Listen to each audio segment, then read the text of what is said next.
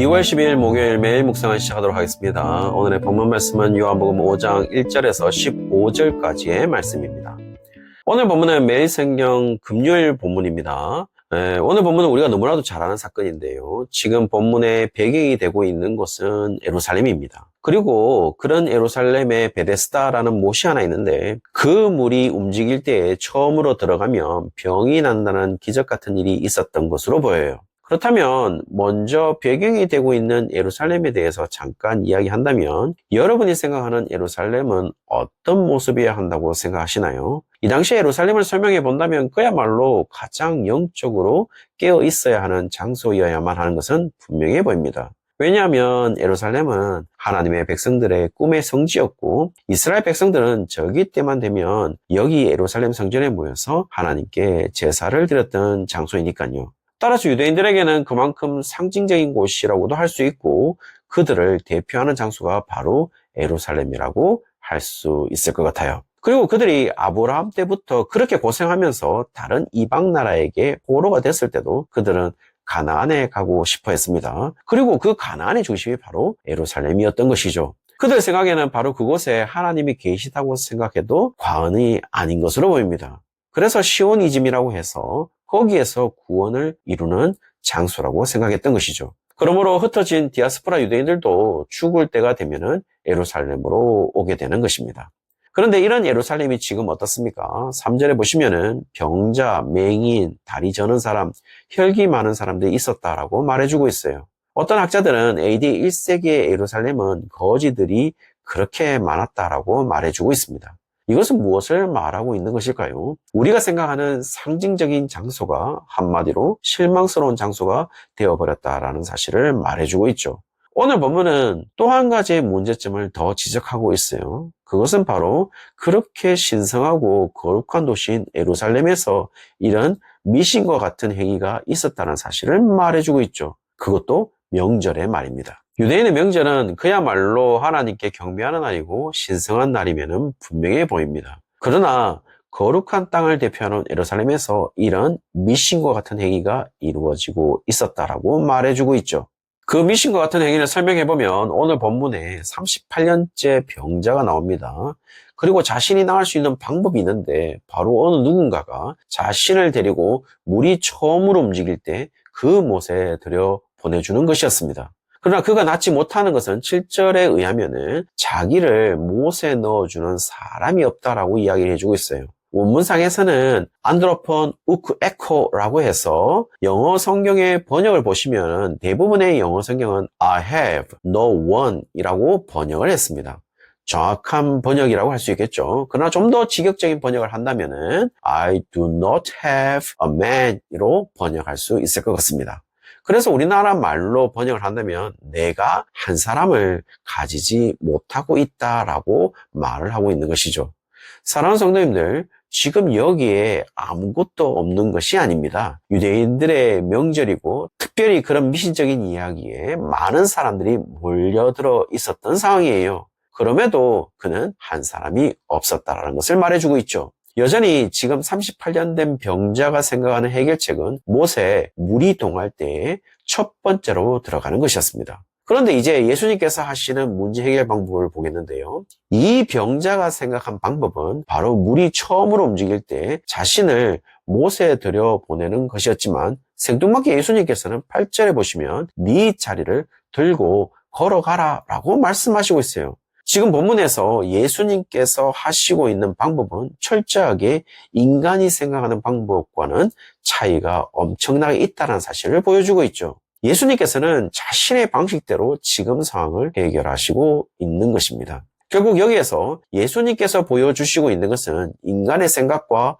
하나님의 생각, 다시 말씀드리면 예수님의 생각이 엄청난 차이를 이루고 있다는 것을 보여주고 있는 것이겠죠. 얼마 전에 다루었던 창세기에서 아브라함과 롯과의 헤어짐의 과정에서 볼 수 있었던 것은 무엇이었습니까? 아브라함은 젖과 꿀이 흐르는 가나안 땅을 선택하지만 롯은 창세기 13장 10절에 보시면 물이 넉넉하고 여호와의 동산 같고 애굽 땅과 같은 소돔과 고모라 땅을 선택하게 되거든요. 그야말로 지상 낙원과 같은 곳을 선택하게 되는 것이죠. 롯의 인간적인 눈으로 볼 때 그는 거기를 선택할 수밖에 없습니다. 그러나 아브라함은 철저하게 약속을 기억하고 가나안 땅을 선택하게 되는 것이죠. 그것도 젖과 꿀이 흐르는 땅을 말이죠.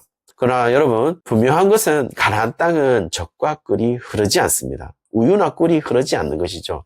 적막하기 그지없는 사막과 같은 땅이 바로 이 가나안 땅입니다. 결국 그곳이 나중에 예수님이 오시는 땅이기 때문에 젖과 꿀이 흐르는 땅임을 우리는 알게 되는 것이죠. 어쨌든 인간의 관점과 하나님의 관점이 얼마나 다른지를 보여주고 있는 장면이라 할 수 있겠죠. 오늘 본문에서 38년 된 병자에게 예수님의 해결 방식을 보여주고 있는데요. 여전히 예수님의 말씀으로 38년 된 병자를 치유하시고 있어요. 8절에 보시면 일어나 네 자리를 들고 걸어가라 라고 말씀하시고 있죠. 어제 말씀드린 것과 마찬가지로 38년 된 병자를 고쳤다는 기적의 사건이 중심이 아니라 오로지 예수님은 말씀으로 치유하고 있다는 사실을 강조하고 있는 것이죠. 그러면서 상당히 특이한 말씀을 하시는데요. 14절에 더 심한 것이 생기지 않게 다시는 죄를 범치 말라라고 말씀하시고 있어요. 이 구절은 상당히 오해의 소지가 있습니다. 마치 지금 병이 걸린 것이 죄의 결과처럼 이야기하고 있기 때문인 것이죠. 그러나 단순히 병이 죄의 결과 때문이라는 사실을 이야기하기 위해서가 아닙니다.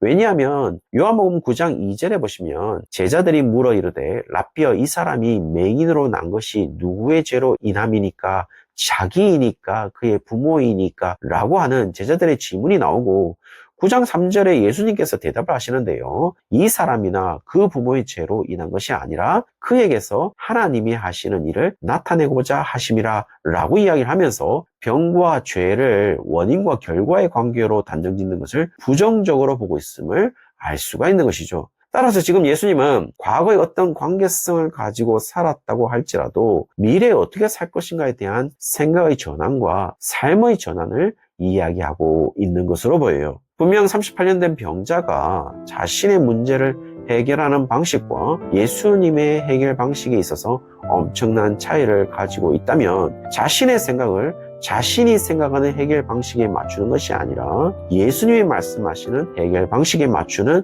생각의 전환이 필요한 것이 아니겠습니까? 그리고 그런 생각의 전환은 38년 된 병자의 삶의 전환도 이끌고 있다는 사실을 볼 수가 있는데요. 예수님께서는 8절에 일어나 자리를 들고 걸어가라 라고 말씀하는 장면에서 상당히 특이한 것을 발견하게 되는데요. 여기에서 세 가지 명령이 나와요. 첫 번째는 일어나라 라는 것이었고, 두 번째는 자리를 들어라 라는 것이었고, 셋째는 걸어가라 라는 것이었어요. 그러나 특이하다고 이야기하는 것은 일어나라와 걸어가라는 현재 명령형이고 자리를 들어라 라는 것은 과거 명령형으로 사용하고 있다는 것이죠.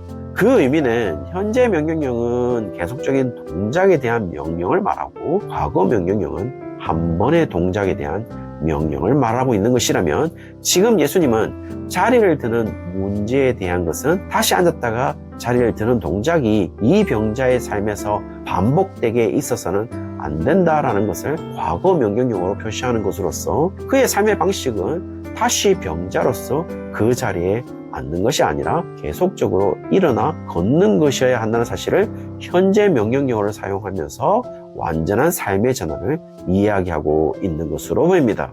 사랑하는 성도님들, 우리의 삶은 어떤 삶입니까? 우리 역시 이미 예수님의 말씀으로 병들어 있는 자리에 앉아 있는 자들이 아니라 그 자리를 단번에 들고 지금 현재 계속 일어나 걸어가는 삶으로 살아내는 자들이 아니겠습니까?